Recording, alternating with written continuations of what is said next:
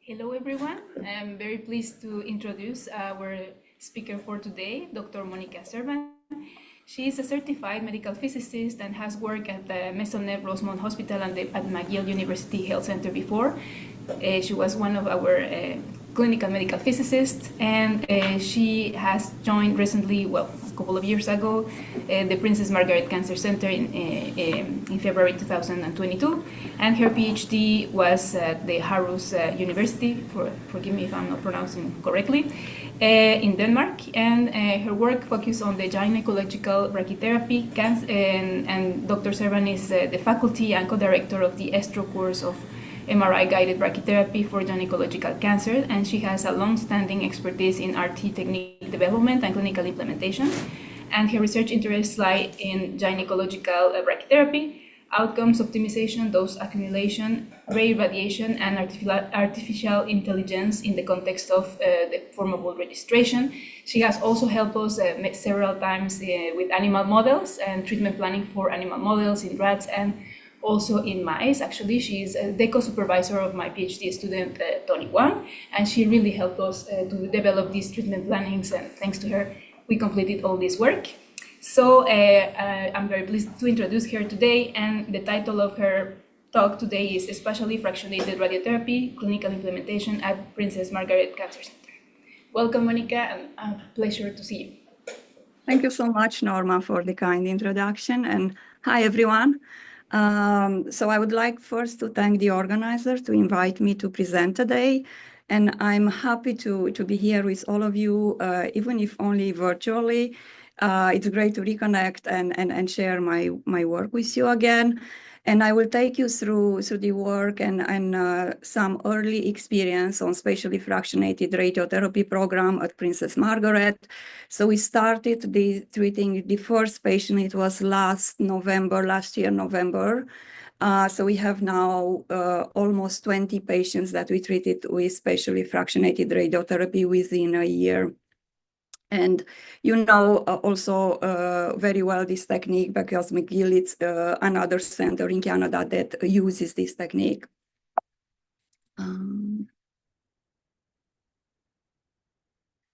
And this is the SFRT Dream Team at Princess Margaret. So this was very much a team effort with Dr. Jelena Lukovic, leading physicians, Amy Parent, lead dosimetrist, Dr. Yat Sang, director of radiation therapy that supported very much the program, Makan Farokish, that is in charge of the patient-specific QA. We had and we have bright students, and you all know Dr. Wang Heng that work on this technique in between finishing his PhD and starting his residency at Stanford University, and Flora Liu, who's a student at biomedical engineering at the University of Toronto, and physicist, myself, and Dr. Ming Liu. So I'll give first an overview and evolutions of the spatially fractionated radiotherapy and some biological consideration behind SFRT, development of the technique, current state in terms of automation, dose optimization, and agility considerations, and also some future developments, new dose prescription protocols that we would like to try, and then a few slides on patient-specific quality control with various devices and IROC measurements. So the current approach for radiotherapy is dominated by dose time fractionation. So dose variation happens over time. The tumor gets every day a certain amount of dose.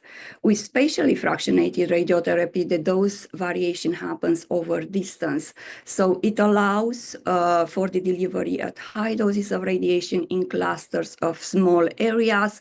We have clusters of high dose peaks surrounded by low dose valleys. And the dose time fractionation exploits, as we all know, the differences between normal and tumor cells in their ability to repair radiation damage.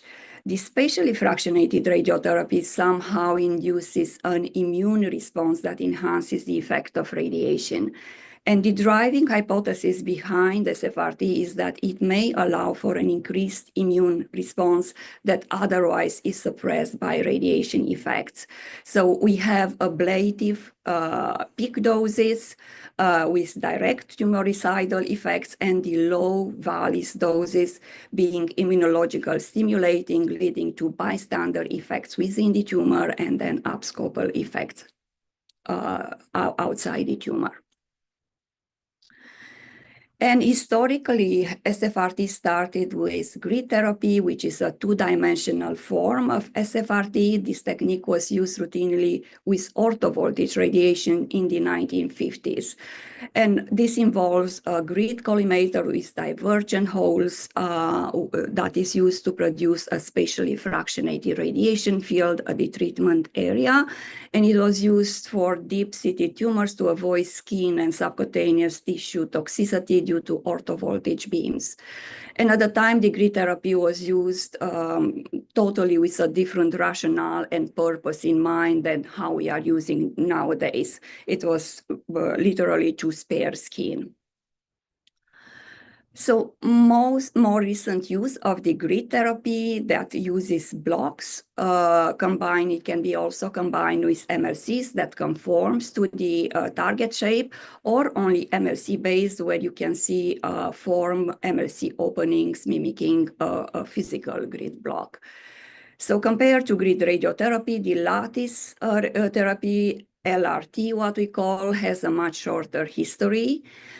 It was first conceptualized in 2009, and it did not attract significant attention until 2018, following the inaugural NCI RSS sponsor workshop of grid lattice flash and microbeam radiotherapy.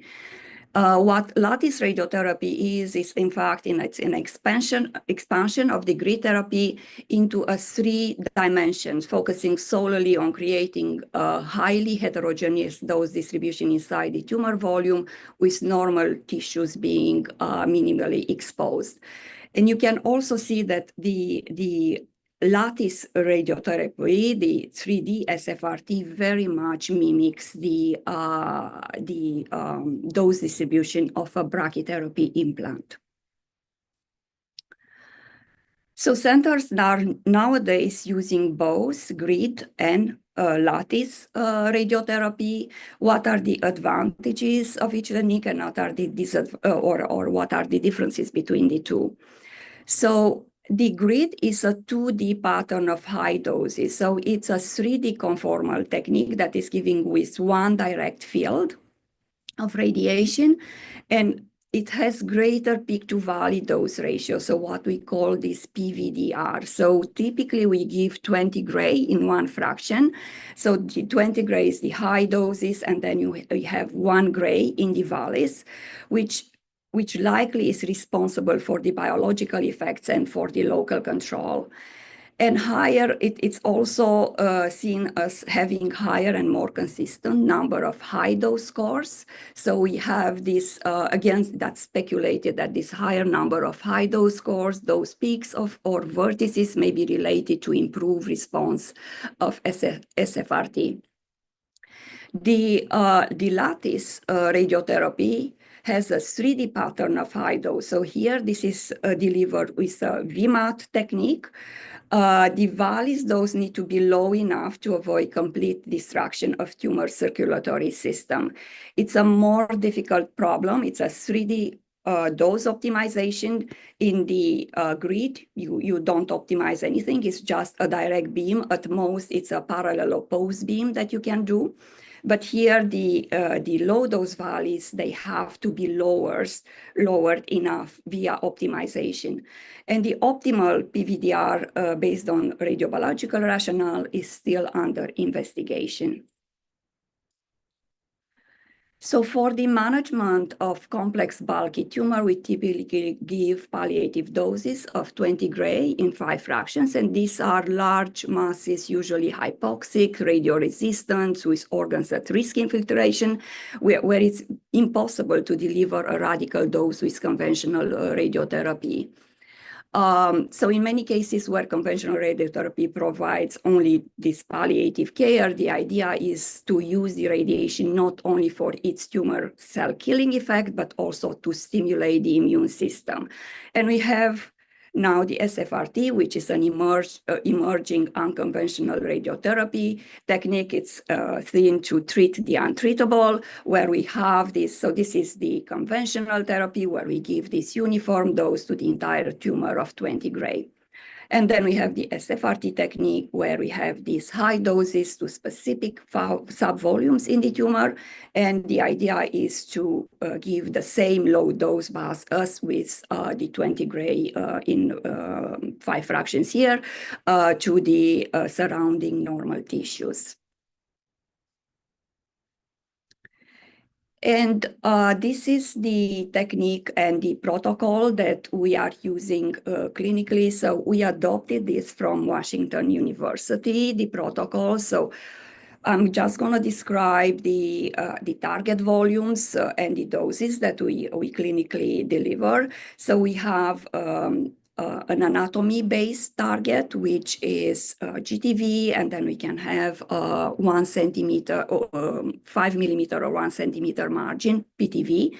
And then we have this geometry-based target contours, which is the SFRT sphere. So we have these red spheres that receive 67 gray, and then we have the what we call cold spheres, the blue spheres that receive only 20 gray.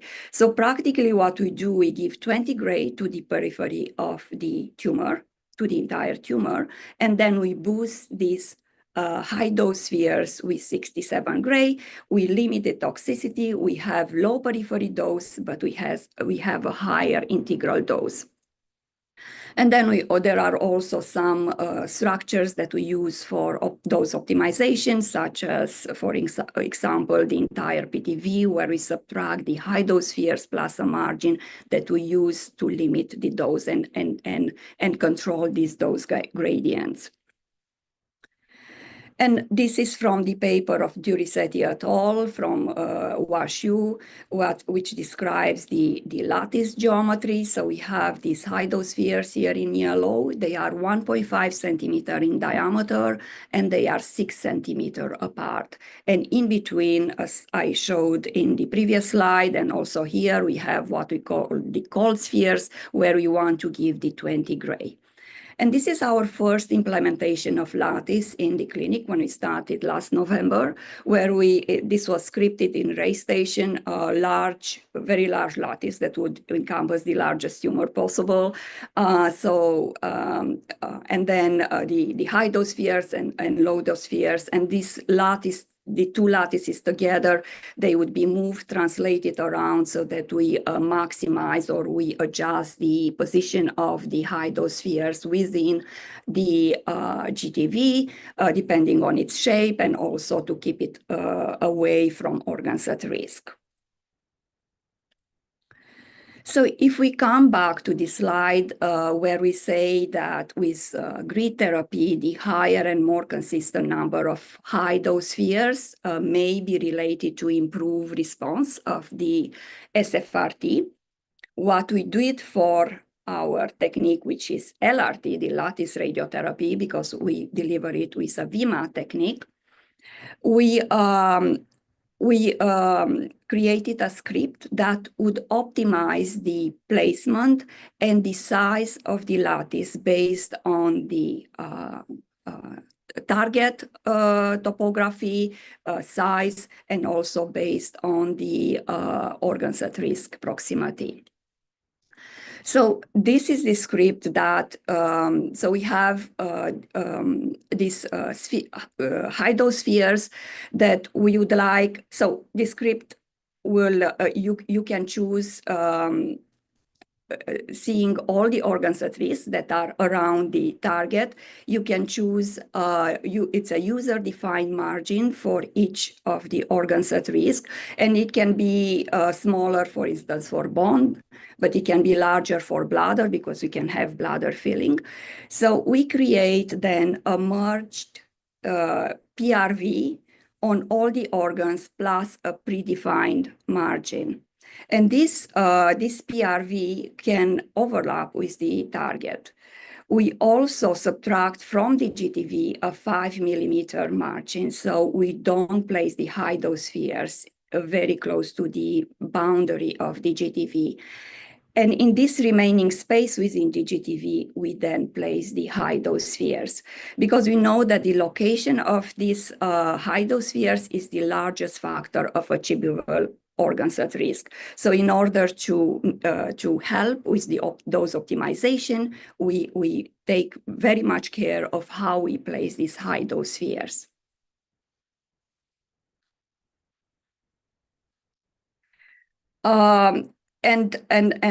These spheres, on top of this, these spheres describe what we'll do. So this was our initial one where we just translated manually. There was a manual lattice translation.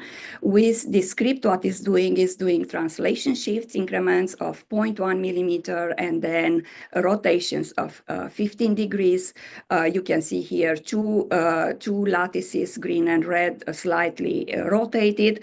And practically the shift will select that placement of the lattice and rotation that would maximize the number of high dose spheres that are placed within the GTV. So coming back to, optimizing and maximizing the vertices, the number of high dose spheres that we can achieve, which with a manual translation is very difficult, especially when we have very large tumors. Also, the script, what we'll do based on the tumor size, will have the possibility to select between two lattice dimensions. So we started with the WashU protocol, which uses the 1.5 centimeter sphere in diameter, 6 centimeter apart. However, for smaller GTVs, for smaller targets, we might not be able, because the distance between two high dose spheres is 6 centimeters. So you have to have really very large GTVs. We might not be able to fit that many high dose spheres. So we are working on optimizing and actually creating a denser lattice, which is 1 centimeter in diameter and 4 centimeters center to center apart. So we can place more high dose spheres within a smaller GTV. So this, our script also by default is gonna, if we cannot fit 6 spheres of 1.5 centimeter diameter, then we'll switch automatically to 1 centimeter sphere. So we'll create a lattice that is much denser. But we also have the possibility to choose 1.5 versus 1 centimeter sphere diameter. In terms of techniques, so we use a VMA technique. Typically, we have 2 to 3 coplanar and 2 non-coplanar beams. So typically we have 4 beams, 2 are with couch at 0 and 2 are with couch at plus minus 10 degrees. And also the collimator angle is optimized to maximize the field aperture. So it's selected such that when spheres are all aligned in that beam eye view, the MLCs can create open apertures over all hot spheres and close over all cold spheres. So in this way, you see you can have larger apertures, so the field is, or the treatment is not overly modulated. And this will create this type of dose distribution. You can see in fact, preferential angles that will prefer these incidences. So it's looking more like, although it's a VMA technique, it's also, it looks a bit like a box, like a 4-field technique. However, the couch kick helps with that, because with each couch kick, then you have a different preferential angle. So you'll be able to get a more conformal plan outside the PTV. So we also work on the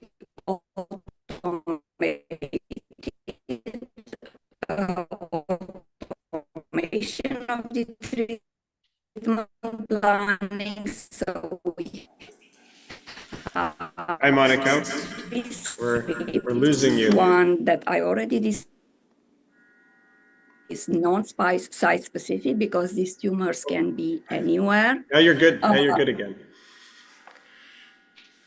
For a Is that second okay? there was an audio lag, but it seems like it got fixed. Sorry. Oh, okay. So what the script adds clinical goals based on contours or AR. So if in the patient we have bladder, bowel, rectum contoured, then the script will select the clinical goals that correspond to these organs. If we have a head and neck, there will be other clinical goals that are selected. It also adds optimization objectives that are based on these clinical goals and the contour of organs at risk. And this script will automate and will create an iterative adjustment of the optimization objectives. So it will add mean average organs at risk doses based on achieved intermediate doses. So it has an optimization in multiple steps. So it does an iteration, it achieves a dose, and then it adjusts the optimization objectives, and it adjusts the weights if the clinical goals are not achieved based on it's becoming more personalized. So it's not a template that fits all, but it's gonna really read what the achieved dose is in the patient, and it's gonna try to improve it further. Of course, this dose optimization process is not totally automated. The planner has a lot of opportunity to adjust further, so it's not completely automated. So there are different steps where the planner can stop the script and adjust manually any weights or add optimization objectives themselves. And these are typical planning aims for the SFRT and typical DVH curves for these treatments, where we have these high dose spheres that receives 67 gray, so D90 more than 67 gray, and then we have the low dose spheres, where we lower the dose to an average of 21 gray. And then we have in the GTV, we can see a very heterogeneous dose coming from 20 gray all the way up to 70 gray. So these are typical just as rule of thumb to know what we can achieve and what kind of gradients we can achieve with this type of treatments, because it's important when we place these spheres to know how far we can stay away from the organs at risk. And what's very important with this technique is that the organs at risk are top priority, and the coverage of high dose spheres are a secondary goal. Again, they are geometric targets. They are not based on any biology. So it's the most important part of it is to really place well the sphere so that you make sure that the organs at risk will not be overdosed. But what kind of gradients we can achieve? It's typically over 1 centimeter distance from the edge of a high dose sphere. As you can see here, different dose line profiles from the edge of the high dose spheres. Over 1 centimeter, we can achieve a drop of dose of more than 50%, so from almost 70 gray here to 30 gray. So it's quite a gradient that we can already achieve with a VMAT technique. And this is an example of dose distribution in a sarcoma, leg sarcoma patient, which had a tumor which was very large, 4 liter, and we had 33 spheres that we could fit in this tumor. So this, you see the prescription dose to the high dose spheres, very conformal. Now you see this is 80% dose, which is 57 gray, 40 gray, and you can see how the lattice is being formed, 30 gray, 20 gray, and then 1,000. And these are other examples of SFRT dose distribution for different sites. We had lung, we had gynecological cancers, limbs, thyroid, pretty much everywhere, any anatomical site. So these are the symmetric results of treated patients. Here I have only 13 patients. It's not up to date. And right now we have 20 patients that are being treated. But what I would just like to note a few characteristics here, both of the tumor and dosimetric. So we have typically GTVs volumes that we treated were 1,700 cc. A minimum was of 139 cc. That was a thyroid, anaplastic thyroid cancer, and the largest was 3,200 cc. The number of hot spheres that we could fit was 11 as a median, 13 as average, and then it was between 1 for the anaplastic thyroid, and I'm going to show the examples, up to 33 in the example that I've just shown. An average dose to the GTV is 29 gray. So we have the 20 gray at the periphery, the 98 of the GTV, 20 gray to the periphery of the tumor, an average of 29 gray, and then the high dose spheres that receive 67 gray. Are they teenagers or are they small or younger? Some future developments and rationale for these developments. So the entire radiobiology behind the how SFRT works is not really known. So the standard radiation therapy is not typically designed to stimulate the immune system and often ends in suppressing it. One of the reasons is that it delivers a high dose to the healthy tissues surrounding the tumor that are included in the CTV and also in the PTV. And these volumes encompass the local regional immune system cells that are particularly radiosensitive and will therefore be destroyed by the radiation. And additionally, conventional radiotherapy volume typically also encompass the regional lymph nodes stations in terms of elective lymph nodal irradiation. And finally, the circulating lymphocytes will be exposed and damaged within the nearby blood vessels that are often also included in the treated volumes. So the idea now is to use the radiation as immunostimulation, adding to radiation-mediated tumor cell killing.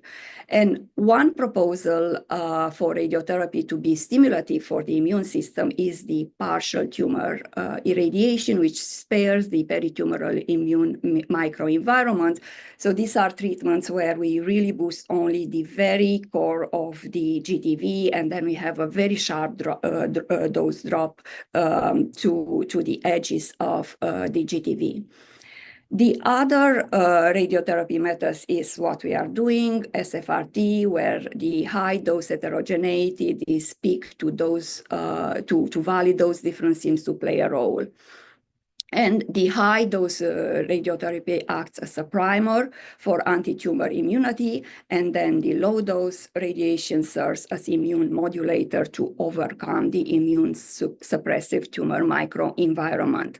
So practically we use this high doses just as a vaccine to wake up the immune system to fight against the cancer. So I'm coming back to this grid versus lattice slide, and we also seen that the greater peak valley dose ratio, this PVDR, is likely responsible for biological effects and local control. And also with the lattice radiotherapy, the optimal PVDR is still under investigation, so it's not known. So what we did, we explored different PVDRs and low dose levels. So what we did, we looked at, so this is our starting point for dose prescription, 67 gray, high dose, 20 gray, low dose. And this would give a peak to valley dose ratio of 350%. So here you can see line dose profiles through this tumor that was treated with both 20 gray as low dose and 10 gray as low dose. So this is the other dose prescription protocol that we are investigating, where we keep the same dose to the high dose spheres, but we halved the low dose from 22 gray to 10 gray to double practically the peak to valley dose ratio. Of course, it's a much more difficult optimization problem that we had to deal with. And it's not only that we wanted to go from 20 gray to 10 gray as low dose, but also we are having two lattice dimensions. One is with 1.5 centimeter spheres, 6 centimeter apart, and the other one is 1 centimeter diameter spheres with 4 centimeters apart, so much more denser lattice.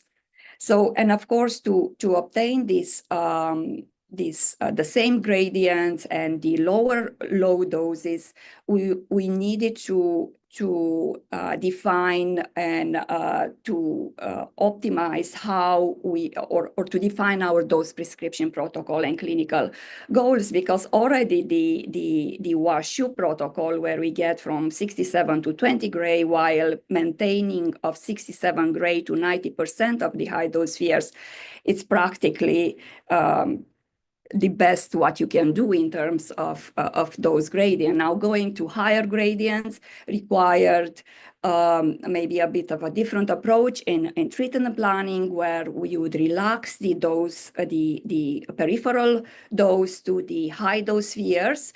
And you can see that us going from larger spheres and larger low dose and going to smaller spheres and lower low dose, we obtain more like a dose distribution here that looks like a brachytherapy dose distribution around the needles.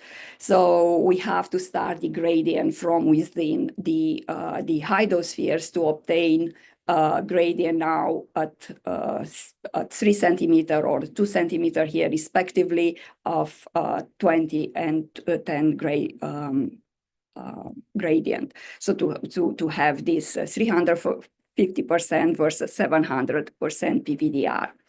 And these are some results that compare 67 with 20 gray versus 67 with 10 gray doses in 10 patients, where the GTV, the mean dose is just to compare what the average dose to the GTV is if we give low dose of 20 versus low dose of 10. So with 20, we already discussed, is about 30 gray, 29 gray. When we lower the dose to 10, we give 20 gray mean dose to the GTV. In terms of organs at risk, in terms of maximum doses or near maximum doses to organs at risk, they are very similar between the two prescription protocol, and this is because the max dose is really dictated by the high dose spheres. However, if we look at larger volumes in organs at risk, we will see that there is a decrease in, for instance, for bladder, the 20 cc is decreased by 50%. It's just because then the 10 gray, there is low 20 gray outside the tumor, so the low doses are the higher doses in larger volume organs at risk volumes is going to be lower. So if we are looking now at the liver versus planned dose, and these treatments are not only the way we deliver them, it's 67 gray high dose, 20 gray low dose in 5 fractions. They are not only spatially fractionated, but they are also temporally fractionated because we give them in 5 fractions. So the question is, do we really give is this lattice preserved when we deliver it over time? And also the question is it important to preserve the lattice? And of course, nobody knows, but possibly if the assumption is that the low dose regions facilitate the migration of antigen presenting cells to the border of high dose peaks, where they collect neoantigens and migrate to the lymph nodes where they prime the naive T cells to tumor antigens. So the neoantigens are created from the high dose sphere peaks, and then there is the immunomodulatory low dose that facilitates the movement of the antigen presenting cells. And this is what what we are doing, we are performing now a study on all the patients that we have treated to accumulate the doses over the 5 fractions. So practically we are calculating on each cone beam CT the daily fraction dose by recomputing the plan of radiation on each cone beam CT, and then we will deform and we'll map and accumulate the doses back on the CT via deformable image registration. And this is an example of delivered versus planned dose. So this is delivered in the same patient that I presented with 33 hot spheres. This is delivered versus plan. And what we see, there is some high dose washout. Because of this patient also, there was inflammation due to radiation. But generally, the lattice is preserved. There is some washout. The high doses are not that high, but the lattice is well preserved over the 5 fractions of radiotherapy. For patient selection, so it's to be able to provide written consent requiring palliative radiation therapy. So we use it in the palliative setting, ECOG 0 to 3, so they can lay for duration of the treatment, and we treat any solid tumor histology. And this is just a few case examples. So this is a 78-year-old that presented to local hospital with rapidly enlarging neck mass, with a shortness of breath and dysphagia. So this is from histology, it looked like it was an anaplastic thyroid cancer. And it was unresectable, so we treated it with SFRT. And here is it's a smaller tumor, although it's a large thyroid tumor. However, it's because of the tumor site, it's a small tumor, and we could fit only 1 sphere of 1.5 centimeter, and we really prioritize any organ at risk. And so the patient completed treatment December 5th, and then on follow-up on January 11, we've seen a very good clinical response. And this is the CT at diagnosis, and then this is the CT at the follow-up. This is another case example. This is on MMR, the tumor. So that we treated with lattice. And after the 3rd fraction, we've seen a huge response of the tumor, and we had to replan. So the GTV volume went from 1700 cc to 1300 cc, so 400 cc reduction, half a liter. And other consideration when we treat these patients is that we do isodose line that we convert into contours, and we send them at the machine so we can evaluate alignment on the daily cone beam CT.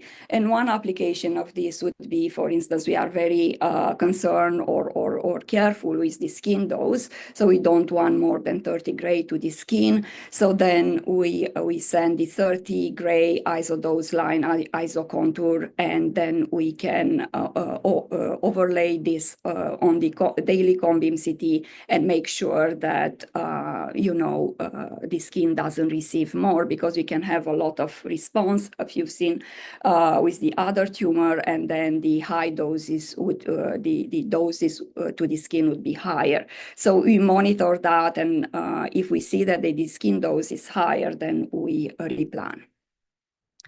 So good for this very large tumor is to take extended cone beam CTs to see the entire tumor, because this is the case that I've just shown where it responded. So it's really good to see the top, the cranial and caudal aspect of the tumor in case it shrinks. And this is, for instance, very important for this particular patient, because after the 2nd fraction, it shrank, it responded, and then the bowel gets in that area, and then we have the isocontours of high dose, and then we can see that the bowel gets more dose than it got on the reference plan. So then we decided to stop treatment here and replan. And in terms, I'll just finish with a few slides on patient-specific QA. So we did have IROC phantoms delivered to us for SFRT measurements. And we are also, from the IROC, they sent us a head and neck phantom where we designed an SFRT plan. And the phantom had two films and 8 TLDs, and everything passed within the IROC passing criteria, which was ±7%. And also the field measurements were in good agreement with the planned dose. And these are some results from our planning study where we investigated 10 gray versus 20 gray low dose.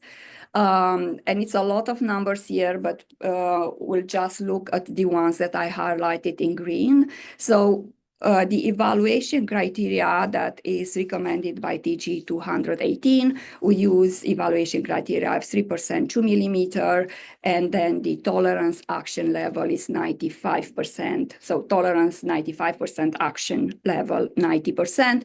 So if we look now at 3% 2 millimeter and also gamma 3% 2 millimeter, we would see that for 20 gray, which is here, everything passed above 90%. So above our everything is above our tolerance level. For the 10 gray, where the gradients are really steep, then we had one patient that was still within action level above 90%, but it was close. And this is some future work. Eric Su, that is a student at University of Toronto, and he's working on recalculation of SFRT dose distribution using BREMS, which is a Monte Carlo-based treatment planning system, and using a log file to recompute the delivered dose. So we would like to also implement that in our clinical routine. But that's work in progress. So just to conclude, so we successfully implemented the SFRT in clinical practice at Princess Margaret. We have now 1 year experience with treating patients. We treated, or now there are 3 in the planning process, 20 patients so far. We optimized, so we started with the WashU planning protocol for both dose prescription as well as lattice configuration, but then we optimize this lattice placement and size so that we make it more versatile. We automated the treatment planning and dose optimization. Everything is scripted in RayStation, and now we are looking also, and today we have the first patients that we plan with 67 and 10 gray slow dose. So we investigated this feasibility to be able to optimize with different dose prescription protocols, different gradients, and also we investigated that the PSQA still passes. And then we have the ongoing project for recalculating Monte Carlo delivery log files. And I think that's all I have, and I'll finish again with our SFRT team. I would like to thank everyone here and in our clinic and the support that we received to implement this technique at Princess Margaret. And I would like to thank you for your attention, and I'll be happy to take questions.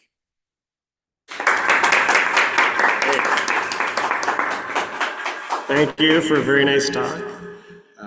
Give me a second, I'm gonna mute so I don't have feedback in our room. Great, so we have time for questions for Monica. If you have a question on Zoom, feel free to unmute it and ask it, or if you type it into the chat, I'll read it out. And in the room, okay, let's see, maybe it's easier if you come right here. Hello, Monica. Really interesting presentation. I have a couple of questions. My first question was in the sense that, given that these are geometrical, mainly geometrical targets instead of biological guided targets, Yes. it was quite interesting to learn that the valley to peak ratio will affect the outcome. Are you expecting this effect to be the same throughout different tumor types and different tumor positions, places? It's a very good question. So no, we are not. Well, I guess there are multiple questions, but if we are expecting that this peak to valley dose ratio or the placement of the sphere is the same for different histologies, no. So it's really, and we can see also in the technique is more efficient in patients where the immune system is not very low because you need to trigger. So you have the radiotherapy that does part of the DNA killing and the tumor cell are killed by DNA killing, but then you have also the other part that plays a role, which is the immune response. The immune system kills the tumor. And if the patient already his immune system is low, you cannot help using that part of the treatment. And also we know very well that different histologies respond different to this technique. So that's already known. We are not doing it biologically guided. And in fact, this is future work that we want to do. We also got some money now, some funding to do on hypersize. So we have very good images, CT quality images, so to do contrast-based beam CTs, and then maybe to be able to give these high doses of radiation to see the vasculature and also see the changes within tumor from fraction to fraction, because we will have these good images. And hoping that with contrast we'll see even more, but this is also the research stage, and maybe do it in conjunction with functional MR imaging, and look at biology guided, but this is future. Right now it's biology guided. Sometimes we have CT, contrast enhanced CT, where we can see better and place the tumors, our geometrical targets smartly as much as we can. Yeah. That is great. And this is a perfect follow-up in the sense that when you talk about making SFRT more biologically guided, you mentioned that one possibility is MR guided type of guide. So I was wondering, do you have any idea of which type of MR-based parameters you can use to give these targeting like more biologically justification? Well, maybe to try some DCE or bold to look. We didn't start yet, but maybe to see if we can if we can see on MR hypoxia to try to target it. It's really something that yeah, we are considering, but we didn't look too closely yet. So we are more now looking at beam CT with contrast, because we had this we have this new equipment, so we'll start that first and then maybe MR guided. Yeah. Really interesting. Thank you so much. Yeah, thanks.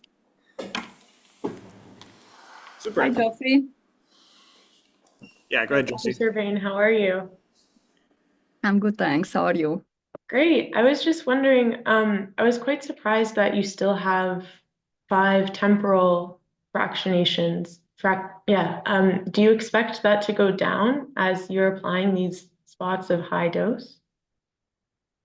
Are you referring to 5 fractions that we give these? Yes, exactly.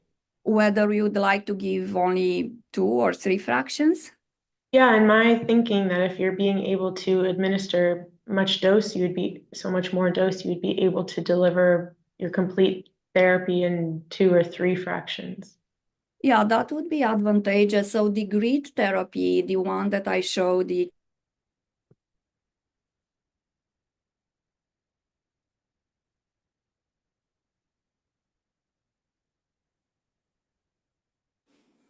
Okay, hopefully she comes back. Audio. This one's not our fault. We're right next to an MR. Maybe it's throwing some bad EMF. That's been done with this Hi, fractionation. hi, Monica. You cut out for the last minute. Would it be okay if you re-answered the question again? Oh, yes. So I was saying with grid therapy, I'm not sure where. So we give 20 gray high dose, 1 gray low dose in one fraction, but that's followed by a conventional radiotherapy fractionation. With SFRT, we are not planning to lower the number of fractions, and the reason is maybe because this is already a tested prescription protocol. With 5 fractions, we are giving 14 gray to the high doses. If we are reducing the number of fractions, you may double that dose. So we don't know how much dose you can give in a fraction. It can become 30 gray. So it would be, yeah, a lot of uncertainty there. So I don't think that's something that we want to try, just to stay on the safe. There are many unknowns and many, so we'll stick with the 5 fractions. But yeah, I mean, the less number of fraction, the better would be. However, there are already 13 gray in a fraction to those, so we stay with that for now. Yeah. Right. Thank you. Welcome. Okay, Morgan, please go ahead. Hi, Morgan. Hi, Monica. Really nice presentation.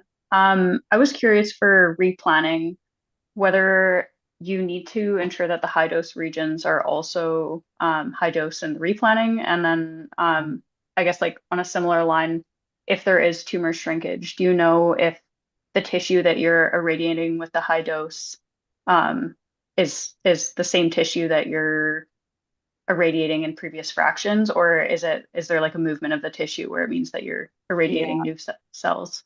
Well, if there is response, right, and then we give contrast, and then we learn a bit more about, the tissue, the tumoral tissue. Short answer is no, we don't know. It's very difficult to, once we replan, to know the exact spots that receive previous irradiation. And actually, we are writing now up this paper on dose accumulation. And for the replants, we have a patient now that just finished. We needed to replant 3 times because the tumor shrank. We couldn't even treat once. And we had to replant again because it shrank from fraction to fraction quite significantly. We don't know. What we are doing is to not generate again the high dose, but just to move the lattice from one treatment to the other semi-rigidly from one patient or tumor topography to the other, and then just qualitatively try to place it at the same location if it's rigid, because if you run the script-a-go, it's going to be a very different lattice. So at least we are trying that, but we cannot say which tumor cells are not there anymore. That's a big problem also for the deformable image registration, or limitation that we don't know how to register or deformable register shrinking tumors, right, where tissue disappears. So that's a known problem. And no, when we replant, there is a lot of uncertainty of the preservation of the lattice. However, we do have quite some patients now that we treated, they respond, so it does work, but yeah. Thank you. Excellent. Any other questions for Dr. Serban? Anyone else here? All right, if not, thank you very much, Monica, for a very fascinating talk. Thank you, everyone, for being here. Thank you, Pete. And Thank you, have everyone. a great weekend. All right, bye-bye. Thanks.